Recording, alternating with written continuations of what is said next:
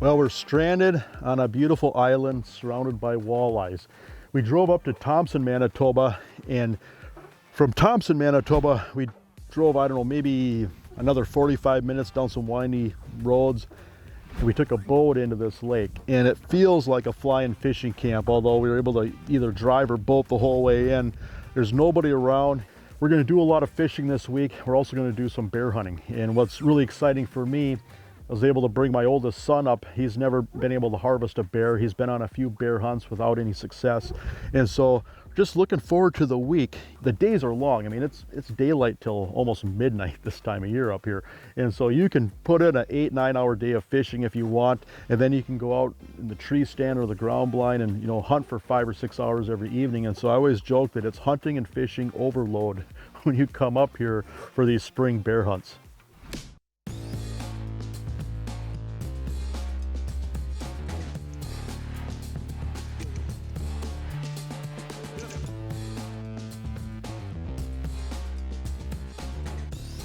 You know, I've heard about Cory for years, you know, just hunting and fishing up in this part of the world.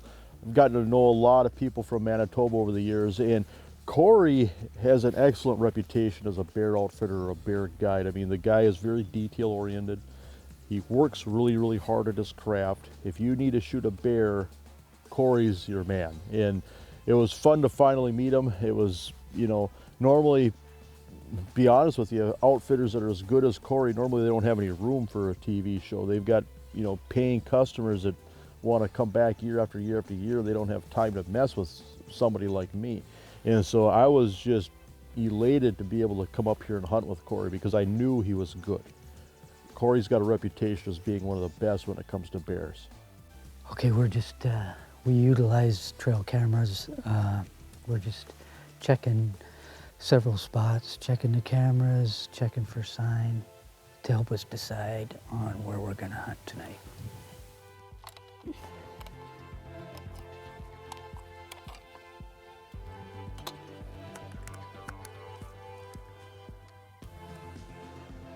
With these spring hunts, we seem to get some of the really big bears, which are typically very, very smart. A lot of them are nocturnal. And but in the spring, it's the so-called bear rut. You know, we have to trick them at their game. You know, we're in their kitchen, we're in their living room. They know everything around. It's tougher than a lot of people think when it comes to getting a really big bear, because he's on his A game almost all the time, and the odd time he'll slip up when he gets a girlfriend, and sometimes you get them, sometimes you don't.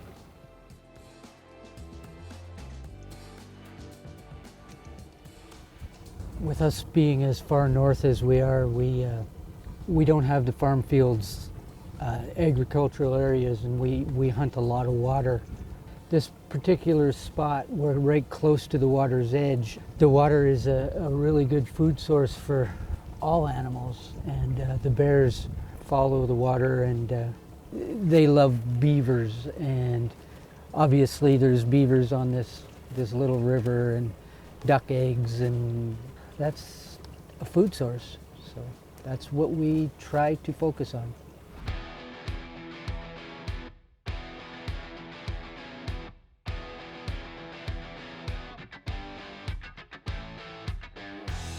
At All Terrain Bear Hunts, we offer spring and fall bear hunts. It's all-inclusive, you know, meals, accommodation.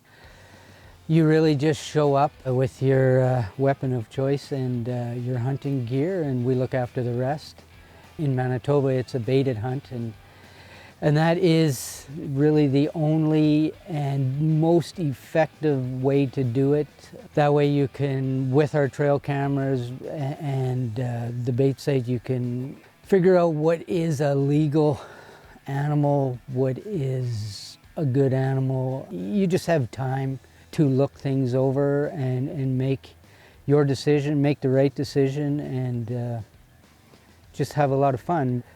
There's really good walleye fishing that goes with it. During the day, people will get up, go for a fish, come in, have a good lunch, and then mid-afternoon hunt. And it just Turns out to be a really good time for people. It can be a family-orientated one. It could be a guy's trip. There's all kinds of opportunity to do what your group wants to do.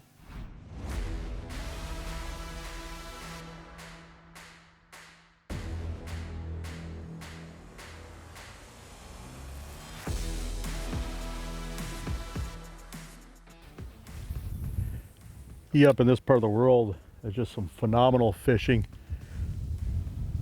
incredible walleye fishing. And the days are so long, it'll still be daylight at 11 o'clock at night. And so the typical program, at least if you come to a camp like this where there's great fishing, is get up in the morning, fish till 3, 4 o'clock, and then go out to the stand or blind and hunt the evening. And usually most of the bears start moving, you know, as a rule of thumb, maybe that last hour or two of daylight. And so you have some long days where you can get a lot of fishing in. And this is some phenomenal fishing in this part of the world.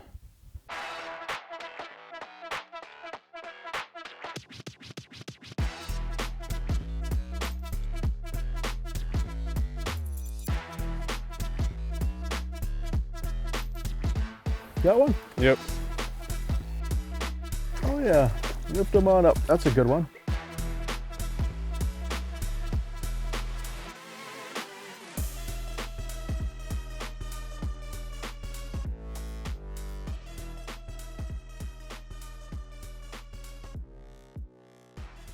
You know, just with the logistics, when you come to a place like this, whether it's a boating camp like where we're at or a flying camp, you're not bringing necessarily a lot of tackle, fishing on a really small boat, so it's just a lot of jigs and plastics. You know, 1/4 ounce jig, either a paddle tail, just maybe a 3-inch grub with a twister on it, but just, you know, 1/4 ounce jigs and plastics. You don't necessarily need frozen shiners, but you can just catch a lot of fish in this part of the world on that basic setup.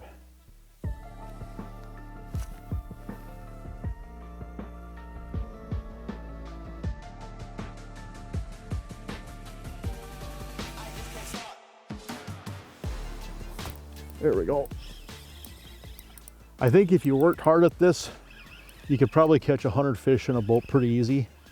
I think you could probably catch shore lunch in about 15 minutes if you wanted to. Just beautiful walleyes, perfect eaters.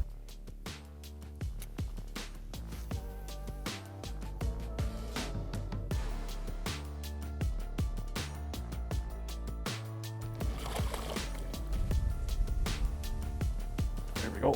Doesn't take long. Sometimes feels like a fish every cast at times.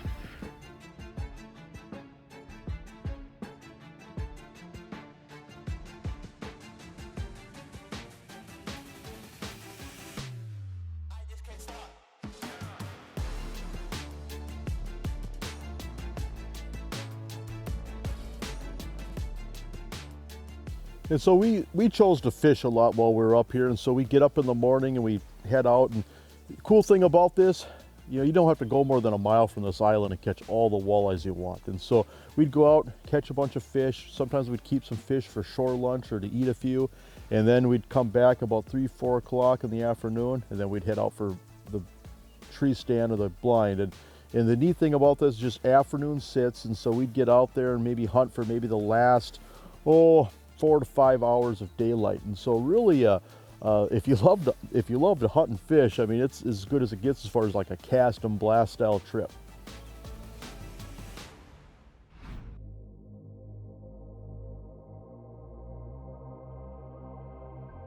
A big bucket list of mine from over the years of all the hype he's been bringing it up is going on a bear hunt, like especially like a trip like this. Just beautiful country out here. It's just incredible, I guess. Just one of these bucket list trips that I always wanted to go along and be a part of.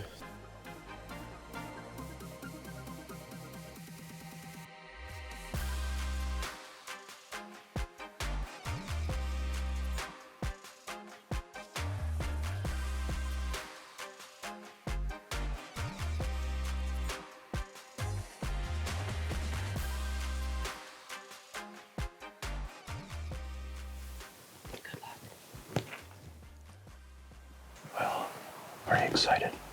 Yeah. We're gonna try to get this young man a bear, and to do it from a ground blind should be pretty exciting. But it rained hard yesterday, so we didn't even get a chance to hunt. Today is the first day, so, and we've done this in the past, and I think the last time we came up to Canada to bear hunt, he sat 4 days and saw a bear but never got it shot, which I was proud of him for not shooting at an animal that didn't stop, because the bear wouldn't stop walking. But hopefully we can get him a bear. I think just seeing a bear is going to be pretty exciting.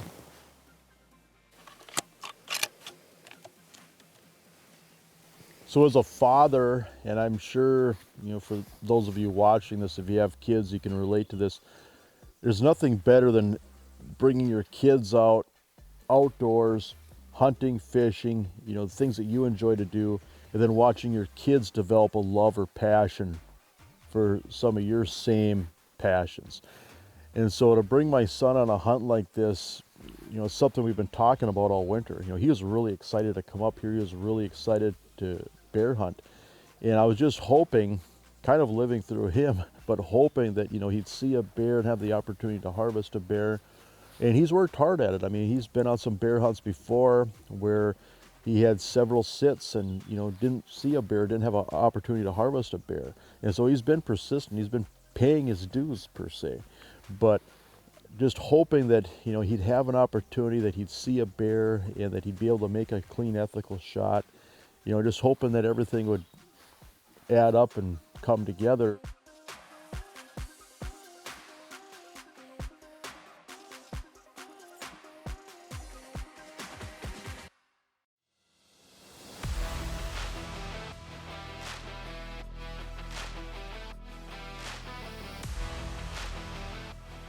Our spring baiting routine, it starts early. We do a lot of it to begin with by snowmobile. And then our first spring hunt at the lodge here happens within days after the ice has gone out. So a lot of the prep is done before, and then with our trail cameras, we can be baiting a couple times a week. We run over 40 bait sites. We use corn and grease, and we've got a ground blind and a tree stand usually at each one of them. We've got a lot of sites just so we can play the wind, because as you know, you can never order up the wind. It's going to blow whichever way it wants, and we try to do that the best we can to help the chances in getting a big one.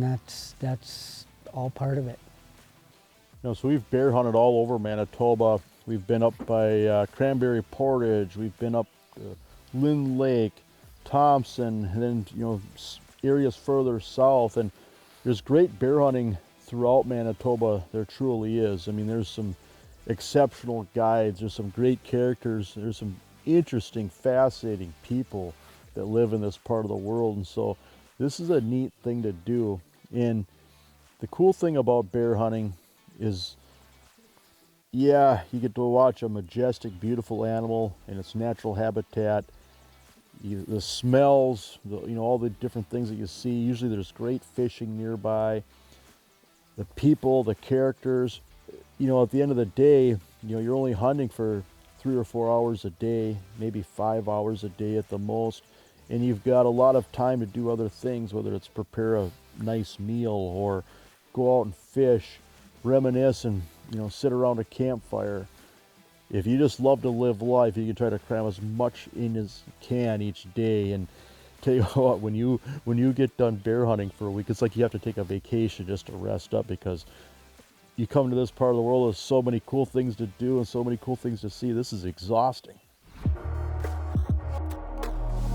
Well, we're just leaving the dock and we're getting ready for sit number 2. Obviously last night, quiet night, but that's bear hunting. You come up here for a week, you might get strong winds, you might get rain, just different things. For whatever reason, the bears don't move, but you just put in your time. And I think the biggest thing is just being persistent. And again, go out, catch a bunch of fish. And so looking forward to this sit because there's been a lot of bears going into this spot and we've been just waiting for the right wind, and so we finally got it. So tonight should be a pretty exciting night.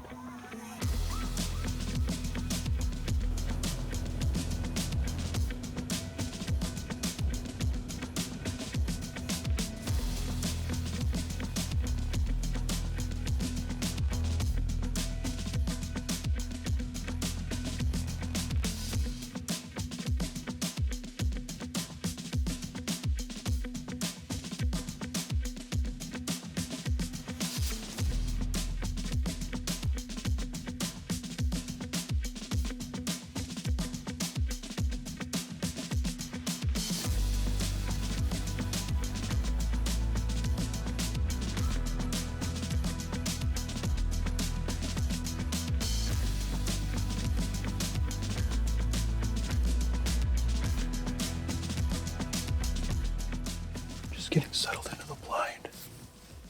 And this particular bait site's just getting pounded, so excited to sit out here. We've got the right wind here for it, so hopefully we get this young man his first bear.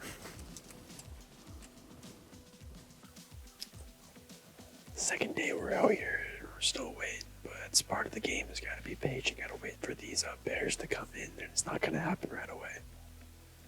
No, we've been sitting all evening, and we're kind of getting to that period of time I refer to as power hour, where it's like the last hour of daylight and you're just on pins and needles because if it's going to happen, it's going to happen right now. And we were sitting there, the sun's getting low, it's starting to really cool off, and the wind's starting to lay down. So that was a concern, as if our wind starts to swirl a little bit. But we're sitting there and a bear comes in. My son sees it first and he's all excited, and he was probably moving a little bit too much. We were probably whispering too much, but he was excited, and that's why we're there, right? Never criticize somebody for getting excited, because that's why we do this. But that bear came in, probably presented a shot opportunity, but then spooked and ran off. And obviously, we're all looking at each other, and kind of disappointed, thinking, boy, did we screw up an opportunity? Will we get another opportunity? Will that bear come back? And luckily, sometimes sometimes things just go in your favor.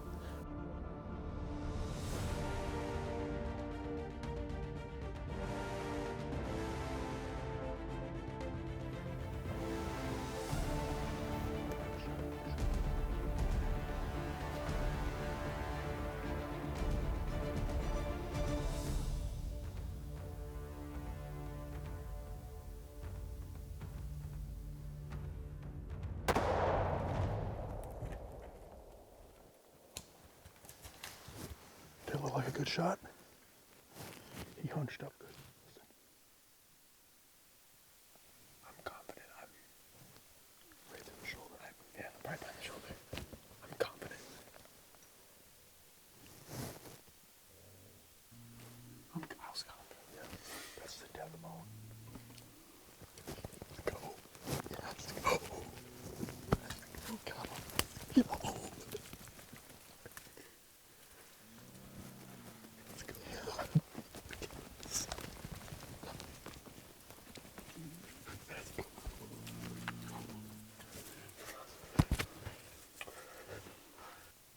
Well, we're just waiting a little bit, and we got a pretty excited young hunter here. Right? First bear. Oh, God. I'm stoked, man. That was... He came by, and it was probably about 5 seconds, and I shot him. I just, had a... Second he stopped moving, I pulled the trigger. I'm shaking, and I didn't even shoot. This is a great father-son hunting opportunity that is very doable, very doable. Biggest thing I was hoping for is if we do see a bear and we get a shot, is we kill the bear quickly and able to recover the bear. And so everything just worked out perfect. And with hunting, you never know what the ending's going to be. And so it was just a deal where we were thankful for just a great hunt and a great harvest. Congratulations there, young man. Oh, wow, yeah. Pretty cool. Damn, Pretty yeah, cool. wow. Whew. That's the thing, You can come up and do this. You don't have to wait to draw tags. There's a lot of good outfitters, but I tell you what, Cory is one of the best as far as just the things that I've heard about him over the years. So it's exciting to come up here and hunt. I knew that this would be a place where we get this young man a bear, and yeah, didn't disappoint. Great bear hunting and obviously incredible fishing. So there's a lot to do up in this part of the world, isn't there? Yeah, a lot more than a person would expect, yeah. Long days, and we try to get as much done as we can.